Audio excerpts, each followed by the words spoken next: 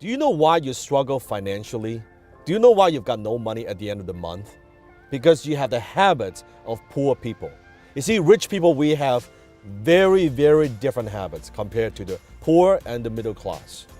Today, I'm going to teach you what those habits are. We are what we repeatedly do. Human beings, we are creatures of habits. You notice that you kind of do the same thing, the same routine over and again and again and again. See, getting rich is not an act, it is a habit. So it is staying poor. It's also not an act, it's not something that just happens to you, it is a habit. So let me teach you the 3 best habits of rich people. The very first habit of rich people, and that is they count their money. Poor people don't count their money. They get a paycheck, they deposit the paycheck, they spend the money, they have no idea what the expenses are, they have no idea how the money flows. You notice, poor people, they JOB, they have a job and wait till maybe once a year when they file the tax return, the taxes that are owing, is how much you have to pay. They look at the numbers, they don't even look at the fucking numbers. They just, okay, all right, that's how much I need to pay, file tax return, and that's it. And look at it maybe once a year. Rich people, we don't do that. We look at our numbers regularly. We are financially literate. I'm not a numbers person, don't get me wrong, okay? I'm a concept guy, okay? I'm a big picture thinker. I'm a visionary. But I am very, very careful and I'm very aware with how my money is flowing. I look at my numbers. I log into my account every single day. I want to look at my cash flow. I want to look at how much cash reserve I have. I sit down with my accountant every single week, look at my financials every single week, looking at my financials across all my companies. How are they doing? Because what gets measured gets improved. So habit number 1, rich people, we count our money regularly. How often you count your money? How often you look at your bank account? Not bitching about it, but how often you look at your line of every single line of expense, all your revenue, where that comes from. Is it improving? What do you need to work on? What are those key performance indicators? Are you looking at those numbers? So that's habit number 1. Habit number 2 is they pay themselves first. Now you've heard of this before. Oh yeah, I know, Dan, I've heard of this before. You gotta pay yourself. Do you know actually what that means? Paying yourself doesn't mean buying yourself a fucking car. It doesn't mean taking that vacation. It doesn't mean that, you go blow money on entertainment. Oh yeah, I'm paying money myself. No, that's paying everybody else. When you're buying the car, you're paying the automotive company. When you're buying a house, you are paying the bank. When you are traveling, you are paying the traveling agency, you're paying the hotels, you're paying the flight company, the airplane company.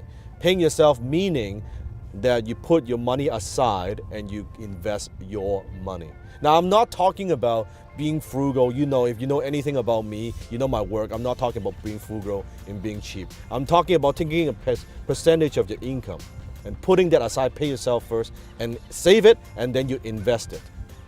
That's what I mean by paying yourself. And a lot of people, if you read the book, The Richest Man in Babylon, it talks about that you should save 10% of your money and pay yourself 10%. I'm telling you, nowadays, with what's happening with inflation, with what's happening in the world, every fucking thing is more expensive. If you want to get rich, paying yourself 10% is way not enough. You should, at the very minimum, I don't care where you are, start off with 10%. I don't care if you're making $30,000 a year, you pay yourself 10% of that. 40, 50, 60,000, you pay yourself 10%. And as your income increases, I want you to also increase the ratio. So you should, at first 10%, then you should aim to save 15%, 20%, 30%, 40% to a point where you are making so much more money, and then now you're only spending a small percentage of what you earn. That's your goal. That's called paying yourself. So that's habit number 2. Pay yourself first. Habit of rich people number 3, and that is rich people are constantly improving their earning ability. Because you might be thinking, Dan, okay, I want to pay myself first, but I'm not making enough money. I'm only making a few thousand a month. I couldn't even afford to pay my bills. How am I going to pay myself first? First of all, you got to have the habit of paying yourself first. If you're not paying yourself first, even a tiny small percentage, when you're making 30, 40, 50, 60, $100,000 a year, I guarantee you when you're making $1 million, $2 million a year, you're not paying yourself. It is a habit that I'm talking about. And in order to do that, in order to be able to, every single year, to be able to pay yourself more and more and more and put it into investments, you need to improve your earning ability. You need to find ways how you can add value to the marketplace, how to add more value to the marketplace. So every single year, your income is going up every year. If you've been working in the real world and you have your own business and your income kind of stays flat for the last 2, 3, 5 years, then shame on you. It means you're not learning. It means you're not thinking. It means you're not growing. Every single year, your income, you have to strive to improve that, your earning ability. And rich people, we're always constantly looking for ways to improve our earning ability, but also looking for ways to add leverage, to apply leverage into what we do. Maybe it's through relationships. Maybe it's apply leverage through learning.